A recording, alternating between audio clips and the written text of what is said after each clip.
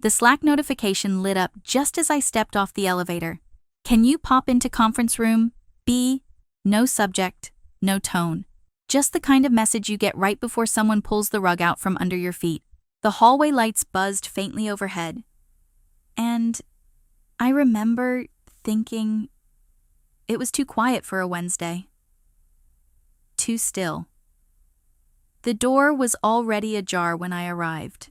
Victoria sat at the head of the table, her posture immaculate. Her phone screen dim just as I walked in. There were no pleasantries, no eye contact, just a white folder in the center of the table and a legal smile on her lips. We've decided to go in a different direction with the team lead role, she said, voice sweet enough to rot teeth. I looked down at the folder. Not even my name embossed on it. Generic. Cold. Like I'd never mattered. She kept speaking some nonsense about restructuring, business pivots, alignment with company goals. I stopped listening when I saw my own project roadmap inside the packet. Stripped of my annotations, cleaned up with her initials in the corner. My idea, my pitch, my late nights, her glory. I nodded, said nothing. She smiled like she'd won. They always said Victoria was a force, charismatic, visionary, the kind of leader who inspires. I once believed that, too. I remember our first coffee in the courtyard when she spotted my annotated resume and said, "God, I love a woman who prepares." I thought she meant it. I thought she saw something in me potential, drive, maybe even a reflection of her younger self. We laughed over oat lattes and shared horror stories from old jobs. She told me I had a spark. I believed her. When she took me under her wing, it felt like a rival. She looped me into executive meetings, CC'd me on internal decks, asked for my input like it mattered. It was the kind of mentorship every woman in corporate dreams about, and I was so eager, so proud. I burned myself out trying to earn my place at her table, never noticing that the table wasn't mine. It was hers, and I was just another name she could fold neatly into her narrative. Until I wasn't. It didn't happen all at once. That's the thing about betrayal. It drips in slowly, like a leak in the ceiling you don't notice until it stains everything.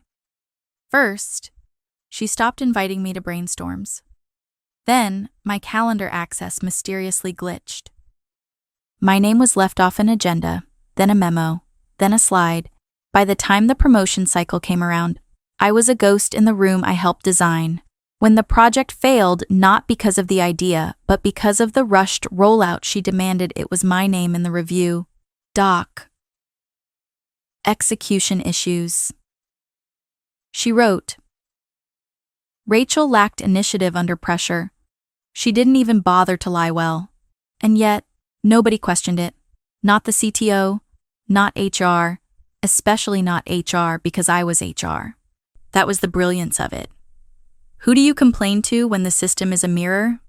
I walked the halls in silence those last few weeks, smiled in meetings, replied to emails with professional precision. I watched her give presentations using phrases I coined. Watched her build culture decks around ideas she dismissed when I first shared them. The more I stayed quiet, the more they praised her. She was streamlining operations, improving team morale. I was the footnote. The misstep, the expendable variable. I didn't cry. I didn't rage. I just watched. And beneath the surface, I memorized everything: the timing of her layoffs, the performance review scores she manipulated, the late-night Slack messages to interns that blurred the line between mentorship and manipulation. I became a collector of patterns, of receipts, of silence. Because if there's one thing corporate never expects, it's a woman who plays the long game. It started with a misfiled exit report. One of the junior analysts forwarded it to me by accident, a PDF of firing justifications that didn't match the official HR logs. I should have deleted it. Instead, I printed it. Then I cross-checked it against internal audits, performance reviews, Glassdoor complaints. A pattern, emerge women over 35, especially those with children, were being pushed out under cultural misalignment, all tied to Victoria's division. I started digging deeper, setting up fake coffee chats, reactivating my alumni contacts, asking the kind of questions that seem casual but aren't. People talk when they think you're already out the door. I learned about the NDA push Victoria slipped into separation packets, the mental health claims that were buried, the high potential hires she overrode because they weren't a vibe. I kept everything: screenshots, voice memos, calendar invites. I became a one-woman archive of corporate rot. And still, I said nothing. Not yet. The day I handed in my resignation, she hugged me, said she was so proud of how far I'd come. I smiled, thanked her for the opportunity, told her I was moving on to something more aligned with my values. She assumed that meant burnout or babies or both. What it actually meant was I'd signed the lease on a downtown loft where I'd registered my new company, a workplace wellness consultancy designed to dismantle everything she represented. My severance package funded it, my network built it, and my first move was to call every brilliant, overlooked woman she'd pushed out and offer them what she never did trust: equity and freedom, while she posted sunset photos and thought leader quotes on LinkedIn. I assembled a team so sharp we could cut steel with a strategy deck. I sent one final email from my company account, BCC'd to a curated list of journalists, attached one zip folder titled FYI. The article dropped on a Tuesday. Headlines weren't explosive, just clinical, surgical, internal memos reveal questionable firing trends at leading tech firm. No names at first, just patterns. But everyone inside knew who pulled the strings. Her photo vanished from the About page within a week. The company issued a statement about restructuring and values alignment. Her departure was labeled a personal decision, but the silence said everything. Former colleagues stopped replying to her posts.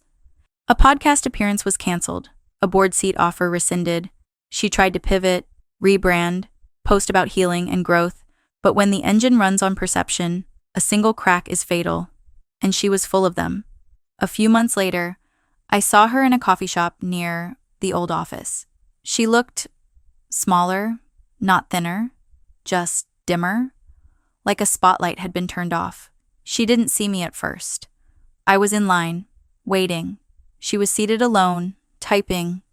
When she finally looked up, our eyes met.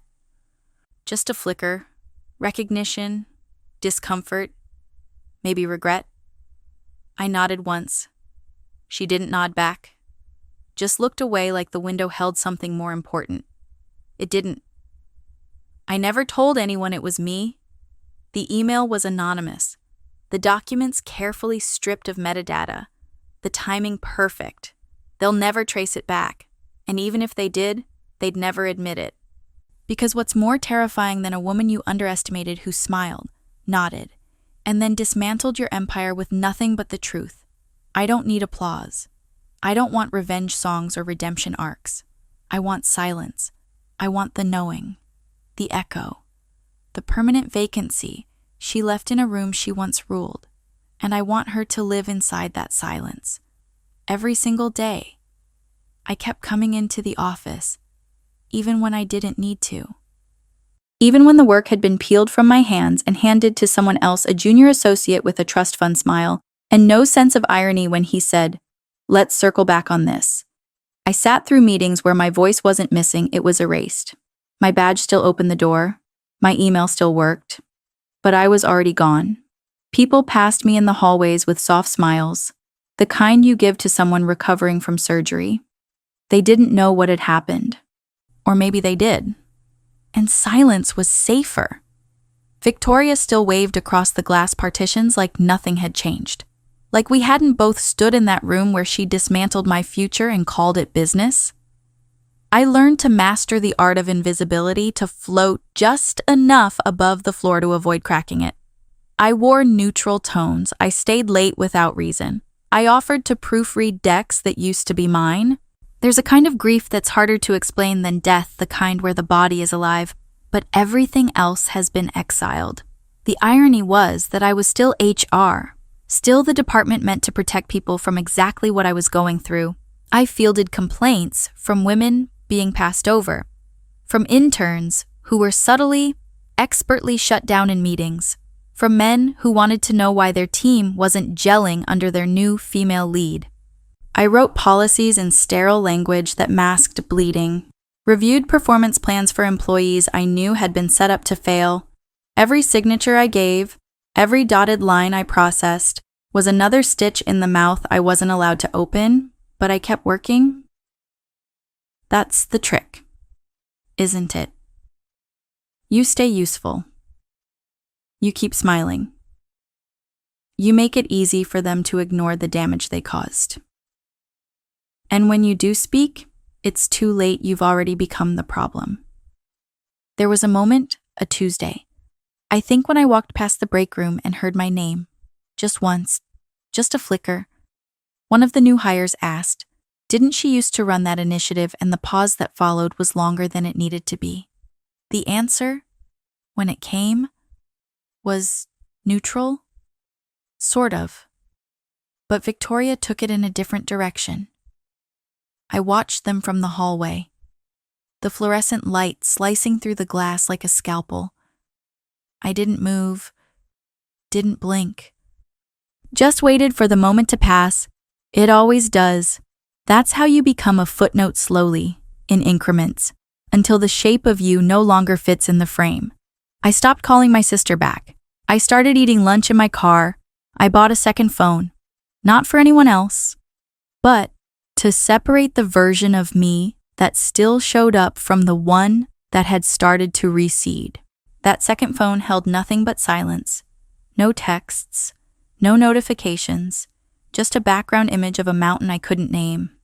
It made me feel like I still had a choice.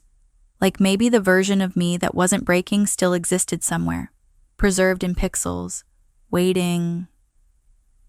Every night I took the elevator down alone, the sound of my heels echoing in the concrete stairwell like a countdown to nowhere. And still I showed up. Because I wasn't ready yet. Not to leave. Not to fight. Just to endure. Sometimes, surviving is the most strategic thing you can do. What no one tells you is that silence can be louder than rage, that swallowing everything turns your body into a vessel for information, a recorder, a vault. I memorized phrases, patterns, looks. I watched how Victoria positioned herself at meetings, how she cut people off mid-sentence and spun it as decisive leadership. I watched how she laughed too hard at the CTO's jokes and ignored questions from anyone whose title began with associate. I watched how she stayed late but always managed to post sunset photos by 7 p.m., as if the sky was thanking her for another day of conquering. The more I saw, the less I felt. I didn't hate her. That would have been a waste of energy. I just saw her finally without the costume. She once told me that women like us had to be twice as smart and 3 times as composed to be taken seriously. I believed her. Until I realized she wasn't offering advice, she was issuing a warning. The kind of warning you give to someone you plan to step over, just in case they don't stay down. But I wasn't down. Not really. I was just still, watching, breathing, waiting for the moment when stillness would no longer be mistaken for surrender.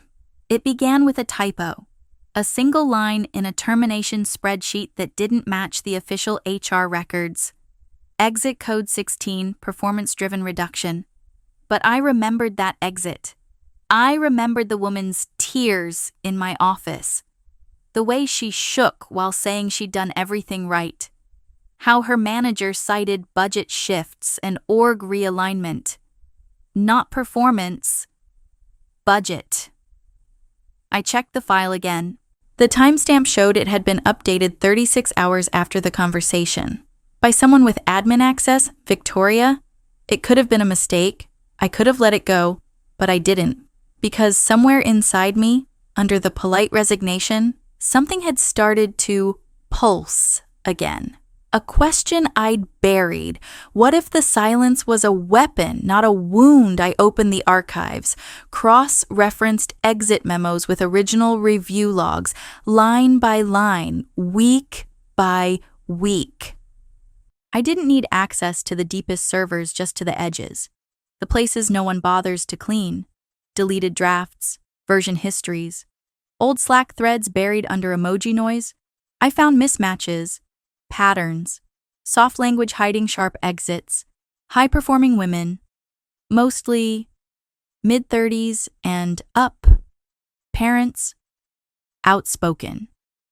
The kind of talent that makes leadership squirm because it can't be controlled with free yoga and equity that never vests. All removed with phrases like cultural misalignment, restructuring, not the right fit. I documented everything. Saved it to an encrypted drive I carried in my coat pocket like a second spine.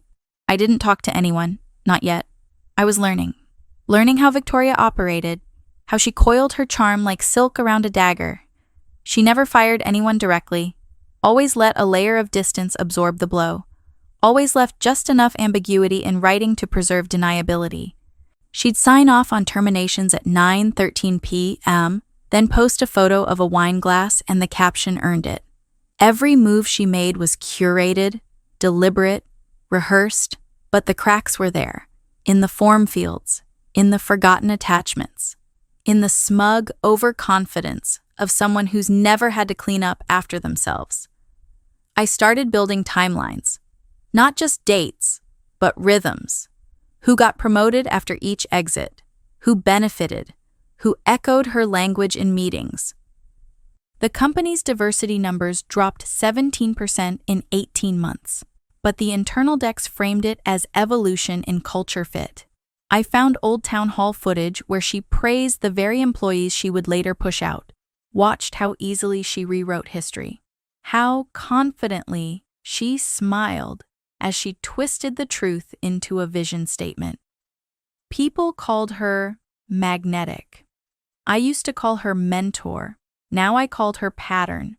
It became an obsession, not revenge, not yet, but clarity. A need to see how far the rot went. I stopped sleeping properly. Ate protein bars at my desk, taped handwritten notes beneath the keyboard tray, just in case IT ever mirrored my screen. Every step I took was calculated. Every file backed up twice, once to the cloud, once to a flash drive small enough to hide in a lipstick case. I became the thing she never saw coming, someone who didn't want her job anymore.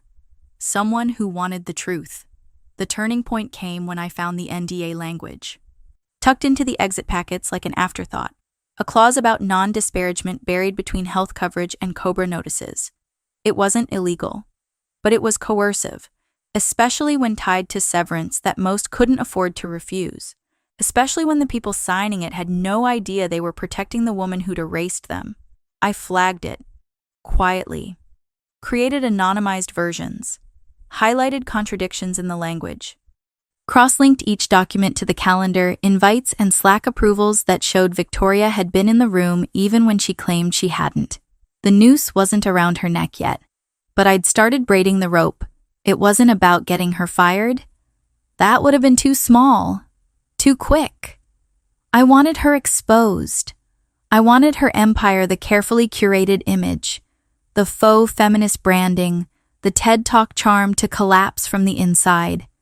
I didn't need to set fire to the building.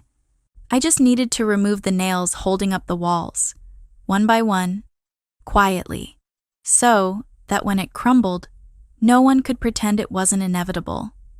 I started smiling again, just slightly, enough to be ignored, enough to keep suspicion low. People assume the broken stay broken. They forget we're the ones who see everything, every crack, every flaw, every exit wound disguised as strategy. I wasn't broken, I was reassembling, and soon, she would see exactly what that looked like. I submitted my resignation exactly 42 minutes after payroll closed. Not before, not after, enough time for the system to register one final salary deposit, and just shy of the window where they'd revoke my access to the internal policy repository. The email was short, gracious, no bitterness, no hint of thunder. Just thanks for the opportunities, a nod to personal growth, and a vague reference to alignment with my long-term goals. It read like a woman stepping into a softer life, maybe a yoga retreat or early maternity leave, the kind of exit no one questions because it doesn't make them uncomfortable. That's how you do it. You walk out of the burning house while blowing kisses, and they don't notice the gasoline until they smell it in the walls. Victoria called me into her office that afternoon. She hugged me, told me how proud she was, said it was time for you to fly. Her voice carried that brittle warmth women in power adopt when they've just removed a threat. Her eyes scanned my face like a temperature check, looking for resentment, maybe weakness. I gave her nothing. I let her feel like she'd won again. Let her believe she'd shaped me, molded me, released me. That's the thing about narcissists. They always think they authored your departure. They never see that they've been written out. I left with a box of plants and coffee mugs, like every employee who's ever faded from a company roster. But what I really carried was a flash drive taped under the cardboard one containing exit memos, altered evaluations, hiring discrimination metrics, and time-stamped Slack receipts that told a story no brand consultant could scrub clean. The last file was a draft policy document, marked confidential, outlining an internal cultural pivot, one that recommended eliminating empathy as a leadership metric to improve decisiveness. Victoria's initials were in the comments. Beside them, love. This lets tighten the language. There it was, her signature, not in ink, but in cruelty. I didn't leak anything right away. That would have been noise, a headline lost in a Thursday news cycle. I waited, I built, registered the LLC for a workplace consultancy. Not a wellness spa, not a retreat business, not a blog with soothing colors, no, something sharper, clinical, professional, the kind of name that belonged on conference panels and HR summits.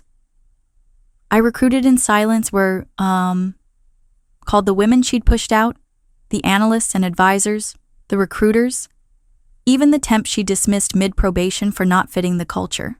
I gave them contracts, stake percentages, job titles that no one could take away this time.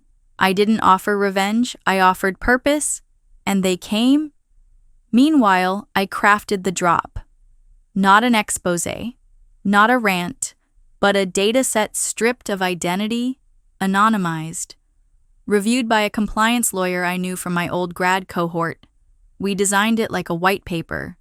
Professional, dry, devastating. It didn't accuse, it revealed. Internal behavior trends, disproportionate attrition, pay discrepancies. Memo excerpts, Slack screenshots, and side-by-side comparisons of public company statements versus internal practices. No one name was mentioned, but one name would echo in every reader's head, hers. I pitched it to 3 journalists, carefully selected, 2 women, 1 man, all of them known for data-driven reporting on corporate ethics. I didn't send it from my email. I used an encrypted alias, a timed download link, and a statement that simply read, "For your review. All material is public domain or whistleblower protected under federal compliance codes. No comment necessary." Then I waited. On the day it went live, I turned off my phone, not out of fear, out of discipline. I didn't want to hear the chaos. I wanted stillness, control. I poured a glass of seltzer, sat by the window of my new office, and opened my laptop. The story wasn't viral. It was surgical. A quiet bomb. The kind that doesn't explode. It corrodes. Internal staff recognized the language instantly. Shareholders raised questions. Exit interviews were suddenly revisited. And Victoria. Her calendar was wiped clean within 72 hours. The company issued a statement, vague and riddled with the usual PR bomb. "We are committed to evolving our culture." She was gone before they hit publish. There were no protests, no dramatic farewell, just silence. The same silence she once weaponized. And now, finally, it belonged to me. She scrubbed her LinkedIn profile first, took down the job title, removed the word visionary, switched her header from a keynote stage to a photo of the ocean, replaced her banner, quote, "Lead with courage with something safer, something forgettable." The endorsements dried up overnight. One day she had comment threads full of clapping emojis and platitudes about breaking glass ceilings.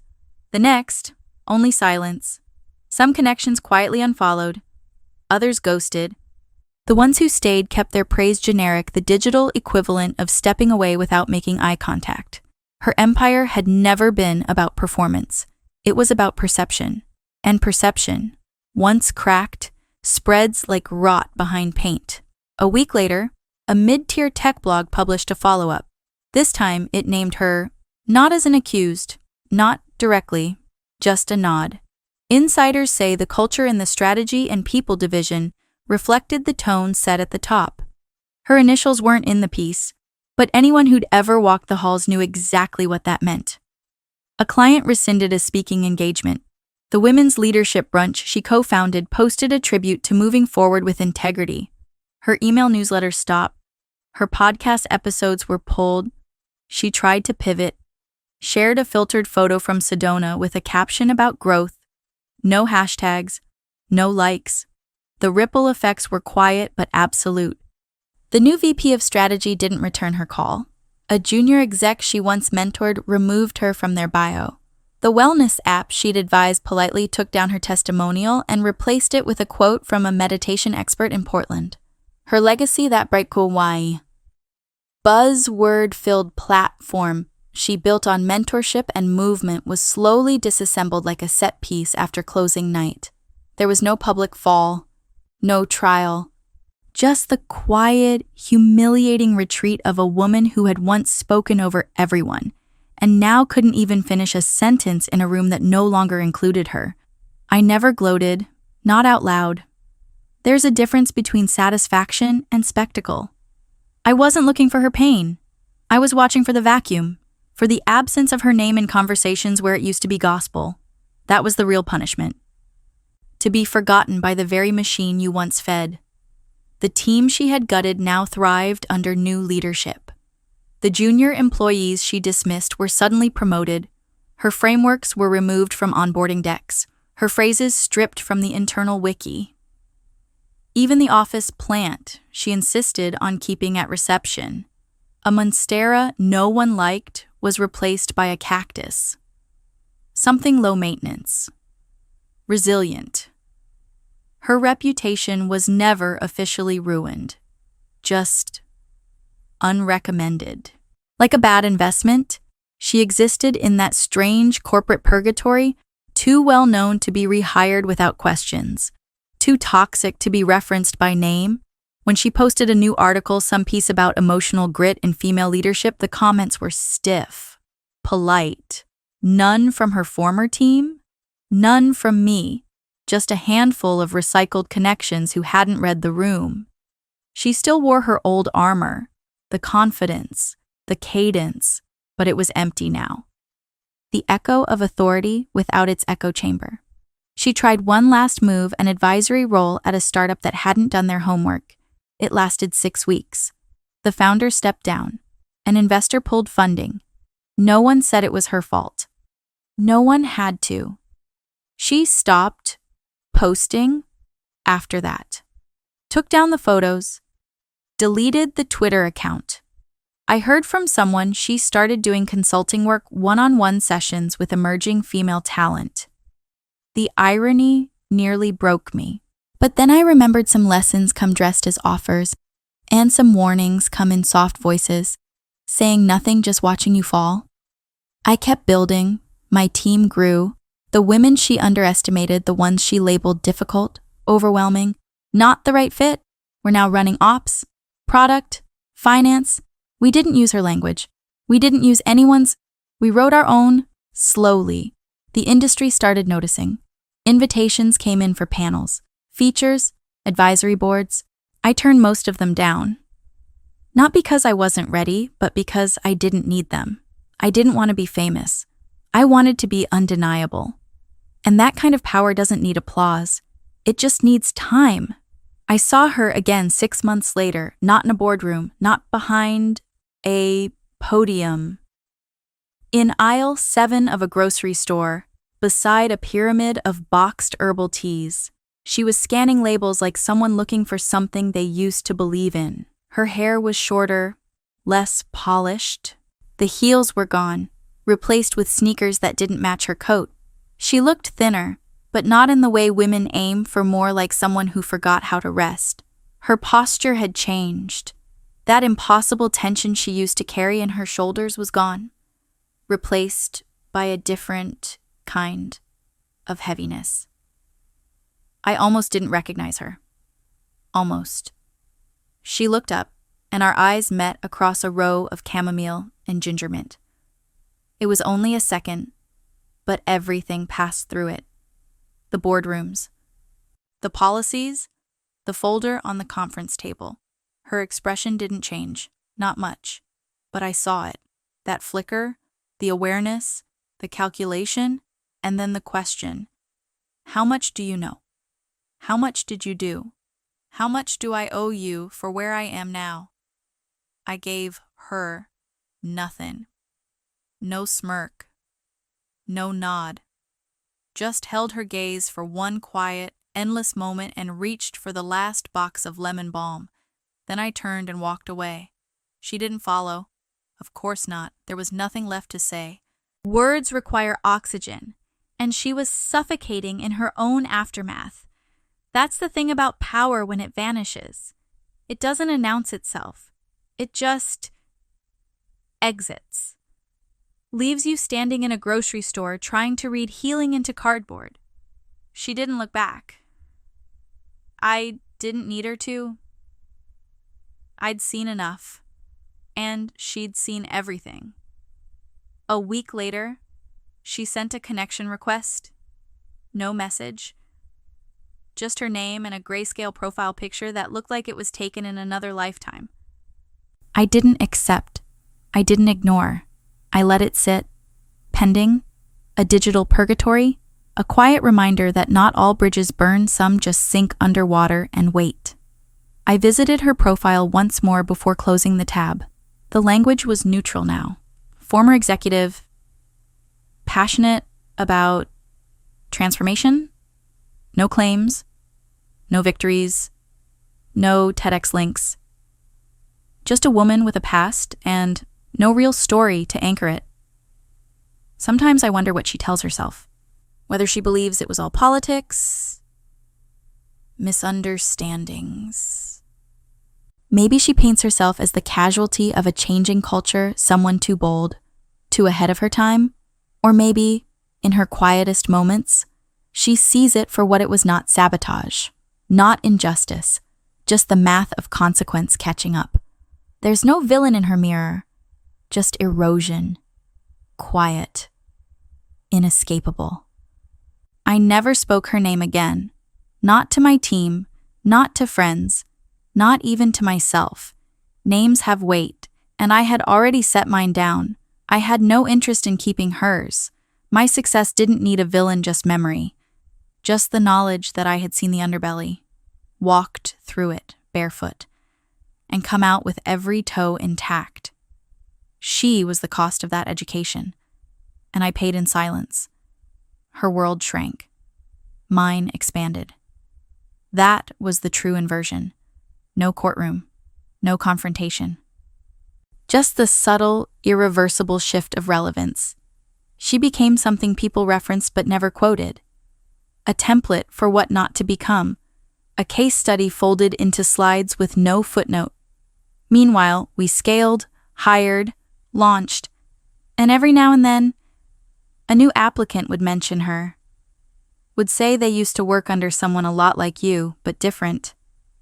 I always smiled, let them talk, then hired them anyway. The last time I heard about her, someone forwarded me a podcast episode. A niche interview on reinvention. She was the guest. Her voice sounded slower, more measured, like someone trying not to remember their old rhythm.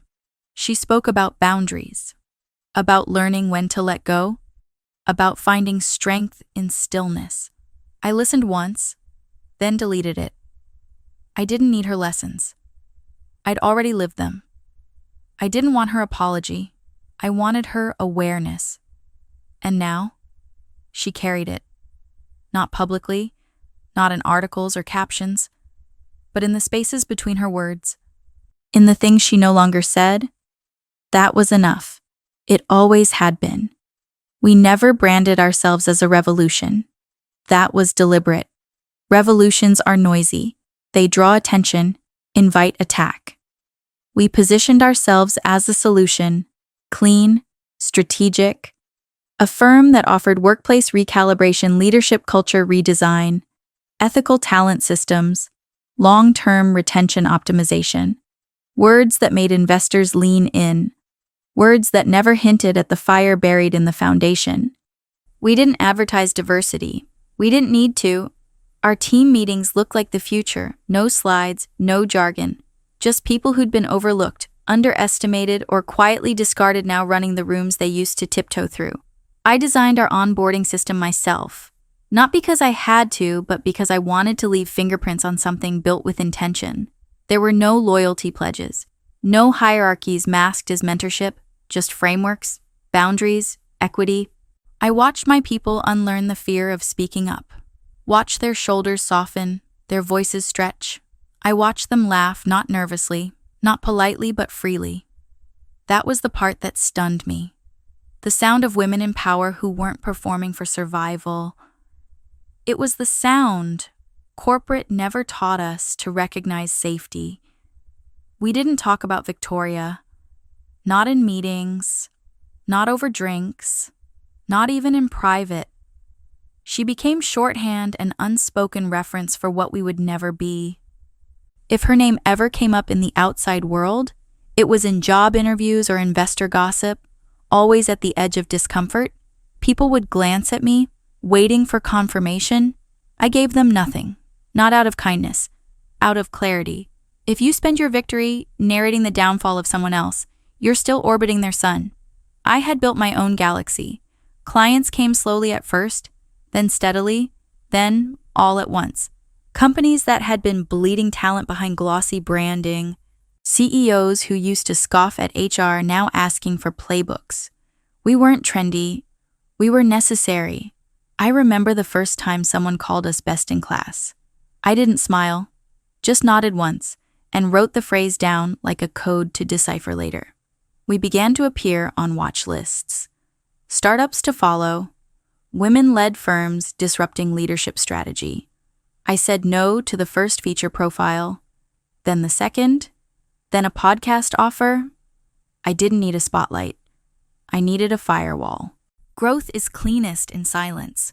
There was one moment, small, private, but irreversible, when I realized we had fully arrived. An HR director from a Fortune 500 company messaged me after a closed-door session. Said she'd been quoting my framework to her board for weeks. Said she used to report to someone who reminded her of a woman you may know. Then she paused, said, "Anyway, I'm glad someone's rewriting the playbook." I typed, "Thank you," then closed the message and stared at the screen for a long time, not out of emotion, out of precision. That sentence was the full circle point, not applause, not revenge, just recognition, quiet, earned. I never made $1 off of exposing Victoria. That was the most satisfying part. The article, anonymous, the evidence-free, no lawsuits, no settlements, just a clean incision, and then creation, something real, something intact. I didn't win by burning her house down. I won by building a better one, brick by honest brick, until the shadow of hers no longer reached me, until people forgot there had ever been another house on that block. Sometimes, at night, I still see her face.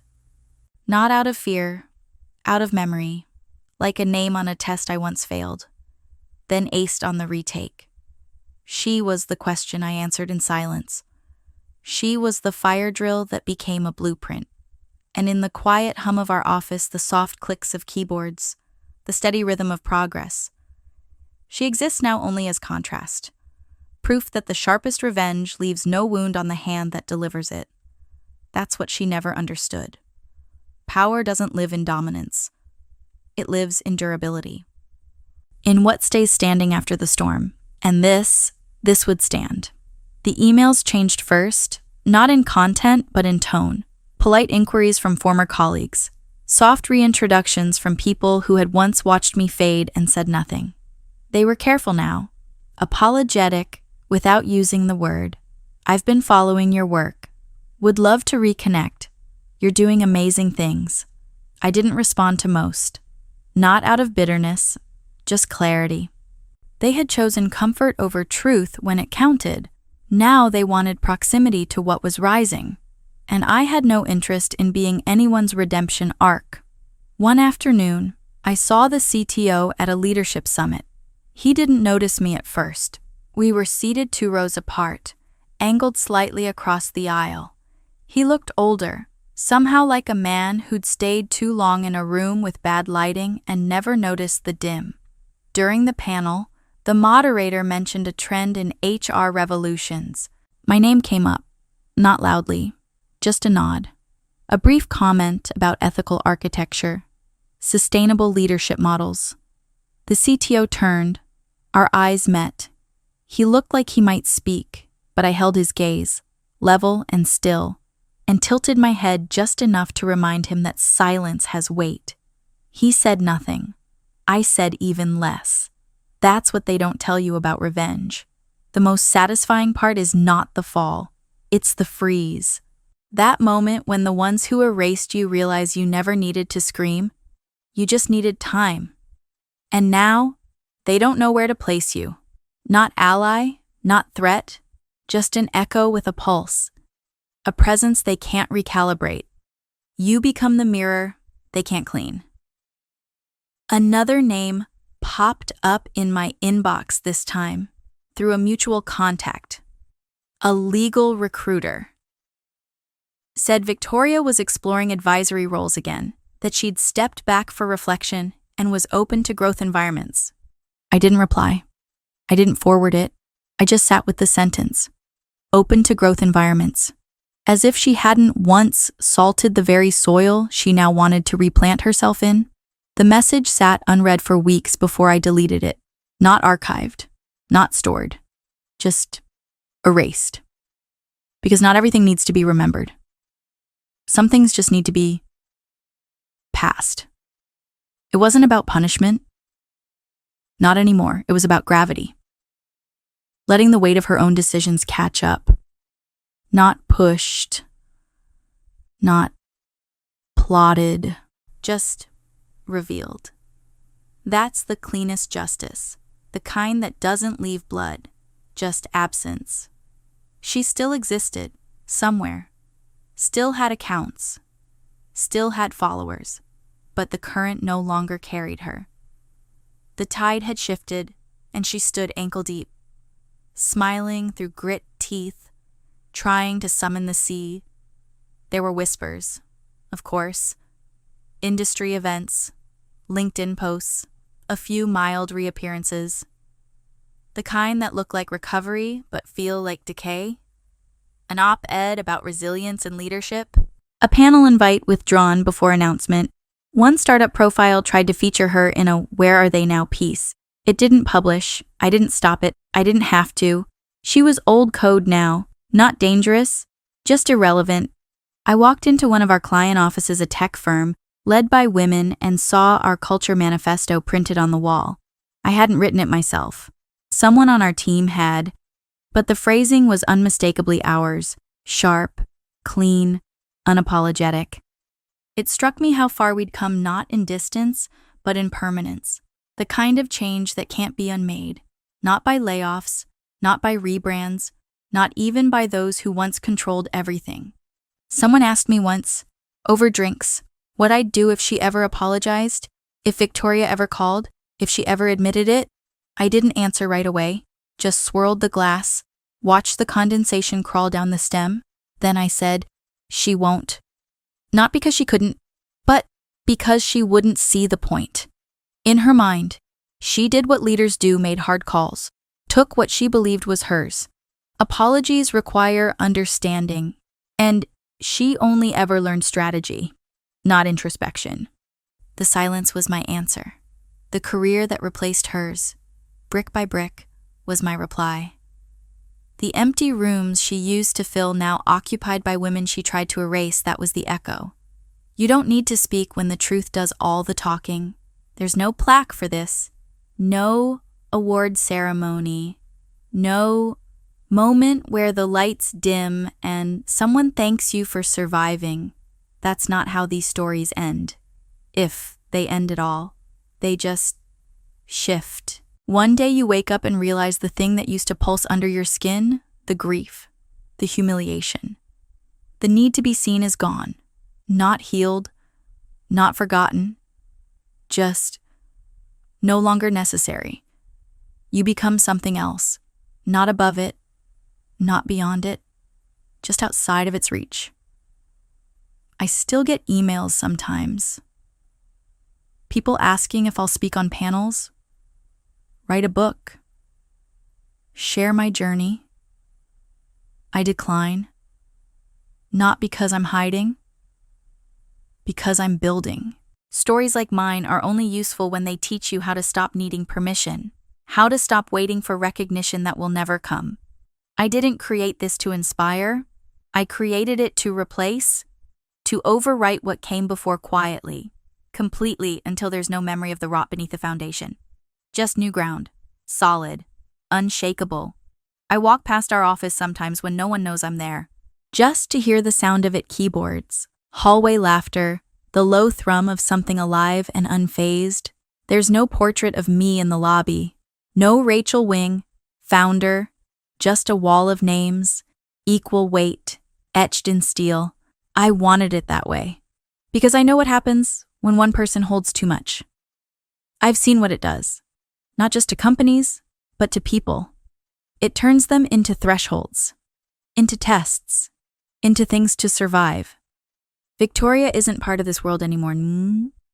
Not directly. She's become an anecdote, a lesson whispered between coffee breaks and mentorship circles. Be careful who you trust. Don't mistake proximity for protection. Her name never surfaces, but her outline does in cautionary stories, in the edge behind someone's voice when they say they're being guided. No one has to speak it. Some shadows carry their own shape. I don't look her up. I don't need to. I know she's still circling, rebranding, reframing, looking for a version of herself that people will let back in. That's the part they don't understand, the ones who build on charisma instead of character. You can change the logo, the haircut, the pitch deck, but if the foundation is still manipulation, the structure will always fall. It may take years, but collapse has perfect memory. Sometimes I wonder if she remembers the box on that conference table, the one with my project inside it, my ideas, her initials. I wonder if she thinks about how easily I nodded, how still I was, how silent. Whether it ever occurred to her that silence is not surrender, it's strategy. The space between what you take and what you never see coming. The final thing I kept was the folder, not the evidence that's long gone, scattered in systems and servers I no longer need.